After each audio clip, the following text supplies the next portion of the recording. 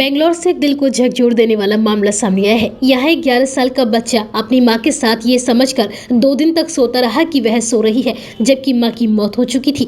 बच्चे की मां बीमार चल रही थी और इसी के चलते एक रात उनकी मौत हो गई, लेकिन इसकी खबर बच्चे को नहीं लगी। जब वह सुबह उठा तो उसे यही लगा कि उसकी मां सो रही है। इसके बाद बच्चा 2 दिन तक इसी तरह अपनी मां की लाश के साथ सोता रहा। मृतक महिला का नाम अनम्मा है, जो 44 साल की थी। बताया गया है कि वो हाइपरटेंशन और डायबिटीज से पीड़ित थी और इसी के चलते उसकी मौत हो गई। करीब 2 दिन तक महिला का 11 साल का बच्चा अपनी मां के साथ सोता रहा, लेकिन जब मां नहीं उठी तो उसने पड़ोस में रहने वाले अपने दोस्त को इस बात की जानकारी दी। उसने दोस्त को बताया कि उसकी मां 2 दिन से सोकर नहीं उठी है और बात भी नहीं कर रही है और मुझसे गुस्सा है। इसके बाद दोस्त के पेरेंट्स के घर पहुंचे और देखा कि महिला की मौत हो चुकी है। बताया जा रहा है कि मृतक अनम्मा मुकबादिर थी और कई साल पहले उनकी पति की भी मौत हो चुकी है। पति की मौत के बाद से वह बेंगलोर के आरटी नगर में अपने बेटे के साथ रह रही थी और वह एक घरेलू सहायिका के रूप में काम कर रही थी, जबकि उनका बेटा स्कूल जाता है। हालांकि तबीयत ठीक नहीं होने के चलते उन्होंने 2 दिन के लिए काम छोड़ दिया था।